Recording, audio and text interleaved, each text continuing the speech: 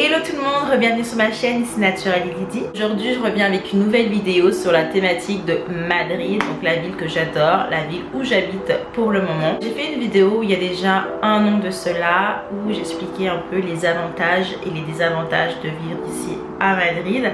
Et j'ai eu beaucoup de commentaires, beaucoup de personnes m'ont contacté justement pour me poser quelques questions par rapport à comment trouver un travail ici, comment trouver un logement. Et je pense que je vais continuer sur cette lancée, je vais essayer de vous faire du contenu également sur cette thématique de Madrid. Aujourd'hui je reviens avec une vidéo qui va parler en fait les petites différences que moi j'ai remarquées en vivant ici. Donc moi à la base je suis belge, j'ai grandi en Belgique. Du coup en arrivant ici il y a eu des petites différences que j'ai remarquées culturelles. C'est mon avis sur la question et voilà. Bon, n'hésitez pas à me dire en commentaire si vous êtes d'accord avec moi, si vous-même vous avez remarqué ces petites différences. Je vous laisse directement regarder la vidéo. Bye. La première différence, c'est les magasins ferment tard. Ils ferment souvent vers 21h, 22h. Les petits commerces du quartier, eux, ils ont tendance à faire une pause durant la journée. Donc cette pause qu'on appelle la siesta, où là en fait, ils vont juste fermer pour manger, faire leur sieste. Après, pour les grandes enseignes comme les grands magasins comme les Zara, Carrefour, etc. Là, vous n'allez pas trouvé de pause de siesta. Donc ça va vraiment être juste de 10h à 22h. Donc ici en fait, vous pouvez vraiment aller faire votre shopping tranquillement chez Zara à 21h30 au calme. Au calme. Moi, je me rappelle un jour, j'étais là avec mes articles à 21h30 chez Primark en train de faire mon shopping. Et ça, c'est vraiment quelque chose que j'apprécie beaucoup ici parce que après le travail, quand tu termines le travail à 17h, 18h, tu sais en fait que tu as encore quelques heures devant toi pour aller faire tes courses, pour aller faire ton shopping. Voilà, la ville n'est pas déserte parce qu'il n'y a plus de magasins. Toujours dans cette thématique d'horaires différents. En Belgique, on mange vers 19h, 20h. Ici, pas du tout. Ici, on va manger à 22h, 21h, 22h. N'allez pas au restaurant à 19h en pensant que vous allez peut-être manger à 19h parce qu'il n'y a personne dans les restaurants à 19h pour dîner ici. Si vous voulez vraiment dîner à l'heure espagnole, vous allez rencontrer du monde dans les restaurants ou même les restaurants seront ouverts parce qu'il y a certains restaurants en fait juste qui ferment et qui ouvrent à l'heure du dîner. Allez dans les restaurants vers 21h. Et moi c'est quelque chose qui m'avait vraiment étonnée parce que justement en jour de semaine, sortir dans un restaurant à 22h, tu les regardes, tu te dis mais demain ils travaillent, personne qui travaille ici ou... Mais non, c'est comme ça, c'est culturel.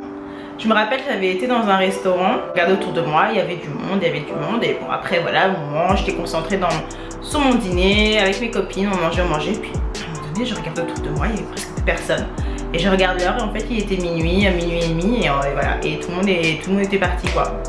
Une chose encore que j'ai remarqué, il y a vraiment une culture du bar. Par exemple où j'habite, qui est un quartier très espagnol, où je suis à Madrid, beaucoup de bars. Beaucoup de bars.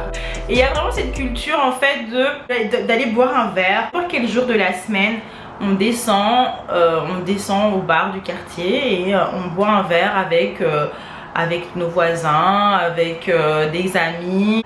Et moi par exemple où j'habite, les bars surtout en été, ils sont vraiment remplis et vraiment tard. C'est ça aussi que je voulais ajouter, c'est qu'il n'y a pas d'âge. Vous pouvez trouver des personnes plus âgées, une famille complète avec les grands-parents, avec les enfants, avec les parents. Et ils sont tous là et ils mangent. Il y a vraiment une ambiance très conviviale où c'est animé. Mais ça fait vraiment partie de cette culture de sortir, de bien manger, de bien boire, de parler fort. Voilà, le tutoiement. Ici, on se tutoie beaucoup. Enfin, moi, je pense que jamais vous voyez quelqu'un ici et que ce soit des personnes que vous connaissez pas, des personnes plus âgées, tout le monde se tutoie. Également, j'ai remarqué que les gens sont très...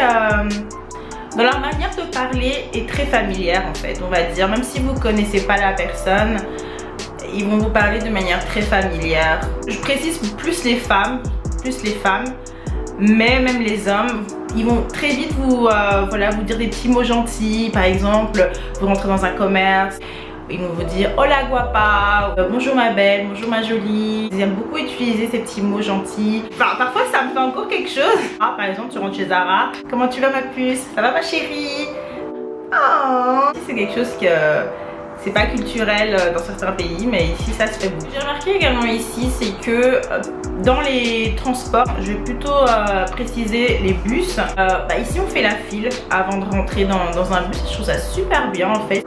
Quand le bus va arriver, tout le monde va patienter et va laisser le premier arrivé monter, le deuxième arrivé à l'arrêt de bus monter dans le bus, le troisième arrivé à l'arrêt de bus et comme ça et ainsi de suite. Et je trouve ça vraiment cool en fait de faire ça, parce que parfois tu peux attendre, je sais pas, un quart d'heure ton bus et puis au final la personne qui arrive en dernier va monter avant toi et tu vas même pas trouver une place assise, alors que bon, c'est toi qui as attendu quand même le plus longtemps. Donc franchement ça j'aime bien, j'aime vraiment bien.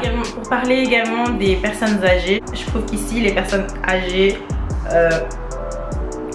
vivent quoi. Enfin ils vont dans des concerts, ils vont dans des théâtres, ils sortent en ville boire des verres, faire leur shopping, faire les magasins. C'est vraiment une population, on peut dire, les personnes âgées ici, qui sont vraiment actives dans la vie ici. Genre on les voit. Je trouve que les personnes âgées ici sont stylées. Je les trouve assez apprêtées, je les trouve assez chic.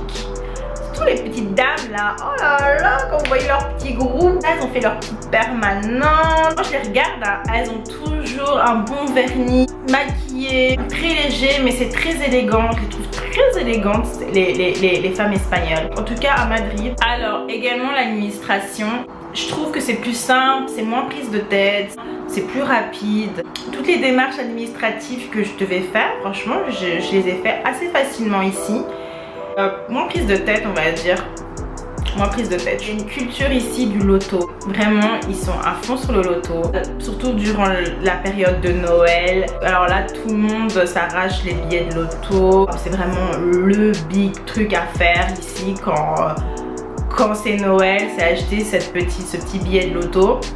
Et parfois, vous allez voir des films, mais ça peut faire des heures et des heures. Alors, parfois, je me disais, mais il y a un artiste, une chanteuse qui est là.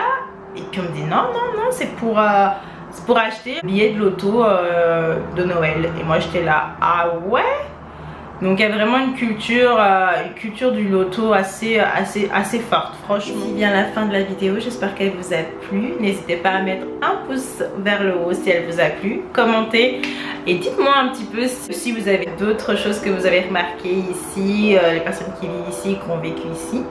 Et je vous dis à bientôt. Mouah.